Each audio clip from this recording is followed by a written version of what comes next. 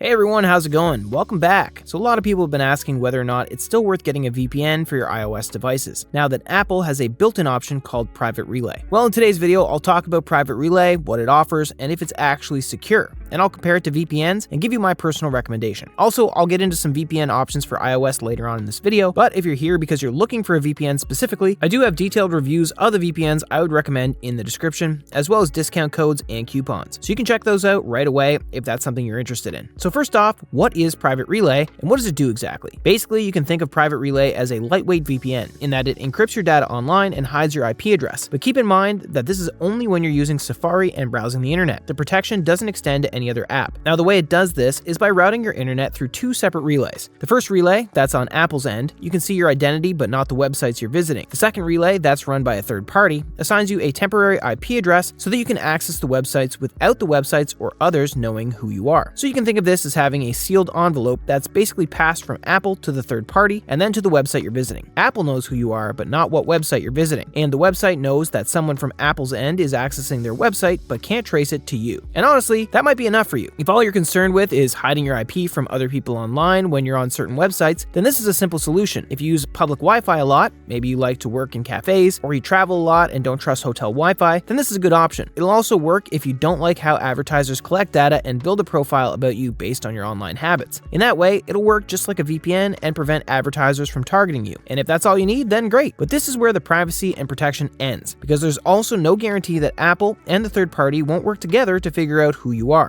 These parameters haven't been tested. Apple doesn't have a no-logs policy. So if you're in a restrictive country, or if the government is specifically out to get you for some reason, then you're not safe. Apple and the third party could hand over the data they have, and it can be traced back to you. I'll use a real-world example here just to emphasize this point. In 2017, the Turkish government seized one of ExpressVPN's servers, hoping to get their hands on Express's user data, but they weren't able to find anything useful because the data wasn't collected. This is what's known as having a no-logs policy. Apple doesn't have that. And let's be real for a second. Apple will probably hand over everything they know about you at the drop of a hat. So if you want a real privacy policy, you're going to have to get a real VPN. By the way, I talked about Express's phenomenal privacy policy in a ton of other videos. So if you want to know more about how it works and its other features, feel free to check out the link in the description down below. And let's not forget, using a bona fide VPN comes with a lot of other perks, like being able to torrent safely and stream content from all around the world. Private Relay doesn't allow you to manually choose your IP address. In fact, it usually assigns you an IP address that's local, the same country and time zone. It also won't work for any apps other than Safari, so torrenting software is out the window. So while it's a good general internet privacy option in that it definitely beats using public Wi-Fi unprotected, it's not in any way a replacement for using a VPN. Using Private Relay instead of a VPN is like closing the door to your house, but not locking it. Sure, a random thief might be deterred, but it's not going to stop someone who's looking for you.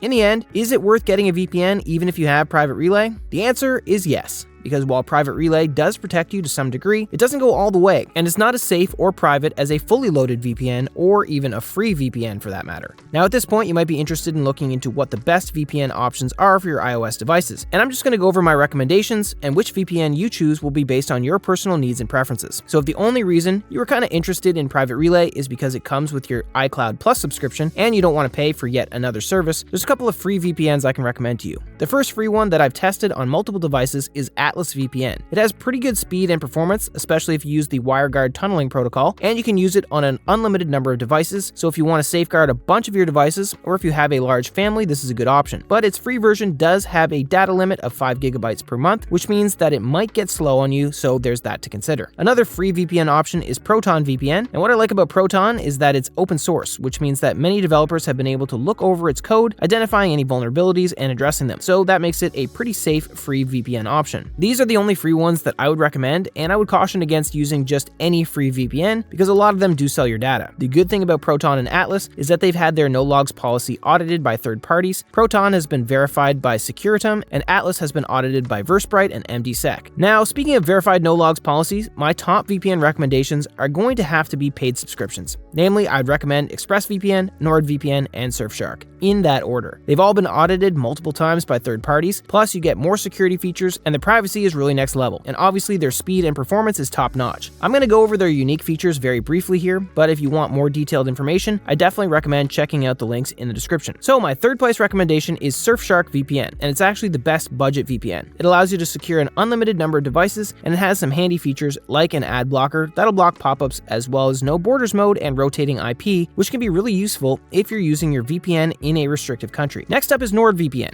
Now Nord is really the best value VPN because it has a ton of extra features like MeshNet, dark web monitor, and a simple antivirus service. That's great for general threat protection. MeshNet will create a secure network that you can share files through without risk, and dark web monitor will keep a lookout for any potential data leaks that are linked to your personal information. Another thing about Nord is that it has specialty servers like the Onion over Router, which might be what you're looking for if you use Tor a lot. So all these make Nord the best when it comes to extra features and having lots of options. And finally, my top pick and my personal recommendation would be ExpressVPN. I've already mentioned it in this video because its privacy policy was tested in the real world, and that helps give it bonus points in my opinion. Having its no logs policy tested during the situation in Turkey is just next level. So if you live in a restrictive country, or if censorship is a concern to you, then Express is definitely your go-to. It's the best overall, fastest, and most reliable VPN. It also has a very user-friendly interface. You can connect to a server literally at the click of a button. And it's very snappy when it comes to connecting and disconnecting from a server. It just takes a couple of seconds, unlike with other VPNs. It's just the best overall pick. So those would be my personal recommendations for iOS devices. At the top of the list is Express, followed by Nord and Surfshark. And if you really just want a basic free VPN, you can go for Atlas or Proton. And if you don't mind having the barest protection, just something to keep you safe on public Wi-Fi when using Safari, then you can just stick to Apple's Private Relay. If you made your decision, I have coupon codes and discounts in the description down below. And if you still need more information before making your decision, I have detailed reviews for each VPN I've recommended, also in the description, so feel free to dive into those. And if you have any questions, please feel free to ask me in the comments. Thank you so much for watching this video, and if you found this information helpful, please leave a thumbs up. That always makes my day. And remember to subscribe if you'd like to stay up to date with everything VPN and cybersecurity. Otherwise, thank you all so much for watching, and I'll see you in the next one.